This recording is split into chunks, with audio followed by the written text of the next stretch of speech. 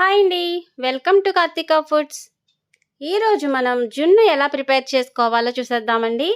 ఇది నేను నార్మల్గా వీడియో తీసి అప్లోడ్ చేద్దాం అనుకున్నాను. కానీ ఈ జున్ను మా హస్బెండ్ నేను తయారు చేస్తానని ఆయన రెడీ అయిపోతున్నారు. ఇంకా తనతో పాటు మా పాప కూడా నేను చేస్తాను అని తను రెడీ అయిపోయింది. ఇక ఈరోజు జున్ను వాళ్ళిద్దరూ ప్రిపేర్ చేశారనమాట. ఎలా ప్రిపేర్ చేశారు, ఫైనల్గా రిజల్ట్ ఎలా వచ్చింది అన్నది మనం చూసేద్దాం. ఫస్ట్ గిన్నె తీసుకొని పాలు పోసేస్తోంది మా పాప.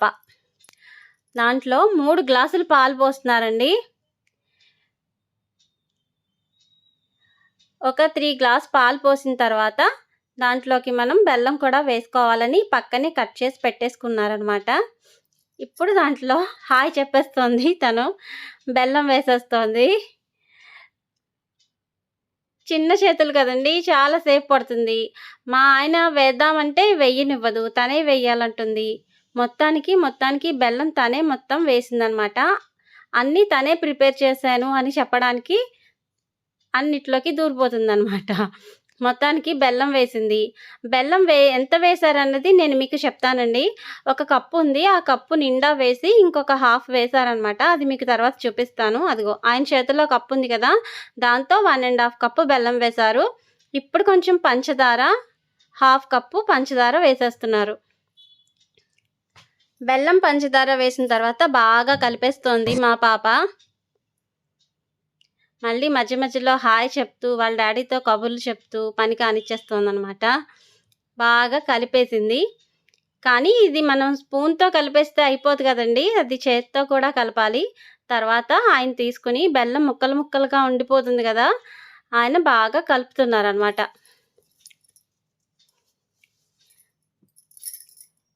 ఎంతైనా హస్బెండ్ మనకి చేసి పెడుతుంటే బాగానే ఉంటుంది కదండి కూర్చొని తినడానికి. ఆయనకేమో ఖాళీ ఉండదు. ఆఫీస్కి వెళ్ళి పొద్దున్నెళ్ళి నైట్ వస్తారు. ఇప్పుడు నైట్ ఆఫీస్ నుంచి రాగానే ఎవరో తెలిసిన వాళ్ళు జున్ను పాలు ఇచ్చారనమాట. ఇంకా ఆయన ప్రిపేర్ చేయడం స్టార్ట్ చేశారు. ఇప్పుడు జున్ను పాలు పోస్తున్నారండి. ఇందాక 3 గ్లాసులు పాలు పోసారు కదా, అదే గ్లాస్తో 1.5 గ్లాసు జున్ను పాలు పోస్తున్నారనమాట. 1.5 కన్నా కొంచెం ఎక్కువ పోసారు, లైట్గా. మొత్తం వేసేసి కలిపేస్తున్నారు. మళ్ళీ ఏదో అంటుంది చూసారా, మళ్ళీ మానేసింది. ఇప్పుడు మిరియాల పొడి వేస్తున్నారనమాట. ఇంకా జున్ను పాలు, మామూలు పాలు, బెల్లం, పంచదార వేసేసారు. ఇంకా మిరియాల పొడి కూడా వేసేసి ఒకసారి బాగా కలిపేస్తున్నారు. అయిపోయింది. ఇంకా ఫైనల్గా మనం యాలకులు వేసుకోవాలి. యాలకులు పొడి చేయొద్దు అంటున్నారండి, తొక్క తీసి ఇచ్చేయమన్నారు, ఇచ్చేసాను. అలాగే వేసేసారనమాట. ఇంకా అన్ని ఇంగ్రీడియంట్స్ అన్నీ వేసేసినట్టేనండి. ఇంకా మనం దీన్ని తీసుకెళ్ళి కుక్కర్లో పెట్టేసుకోవడమే. కుక్కర్లో ఒక 2 గ్లాసులు వాటర్ పోసేసుకుని ముందు దాంట్లో మన జున్ను పాలు గిన్నె పెట్టేసుకుని మూత పెట్టేయడమే. మూత పెట్టేసిన తర్వాత స్టవ్ మీద వెలిగించుకుని పెట్టేసుకుని ఈ కుక్కరు ఒక 5-6 విజిల్స్ వరకు ఉంచానండి. 6 విజిల్స్ వచ్చిన తర్వాత నేను తీసి చూసానమాట. 6 విజిల్స్ వరకు ఉంచాలి, 3-4 అయితే సరిపోదు. 6 విజిల్స్ తర్వాత మా ఆయన చూస్తుంటే మా పాప కూడా తయారు, తనకేమో కనిపించదు కదా, ఎత్తుకోమనింది.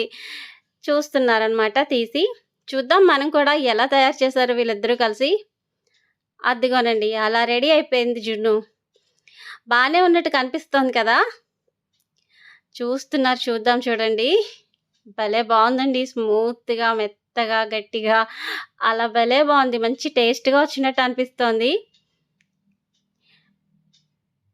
ఇంకొకసారి చూపిస్తున్నారు. నాకైతే ఎప్పుడిప్పుడు తినేయాలా అన్నది. చాలా వేడిగా ఉంటుంది కదా, చాలా బాగుంది జున్ను అయితే చూడ్డానికి.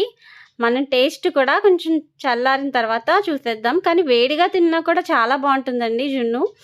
ఇదిగోండి, ఇది నెక్స్ట్ డే మార్నింగ్, ముందు నైట్ ప్రిపేర్ చేశారు కదా, అప్పుడు తర్వాత చల్లారిక ఫ్రిడ్జ్లో పెట్టేశాను. నెక్స్ట్ డే మార్నింగ్ అనమాట. ఇది ఎంత గట్టి పడిందో, చాలా టేస్ట్ వచ్చేసిందండి. ఇంతేనండి మా పాప మా హస్బెండ్ కలిసి చేసిన జున్ను. Please subscribe.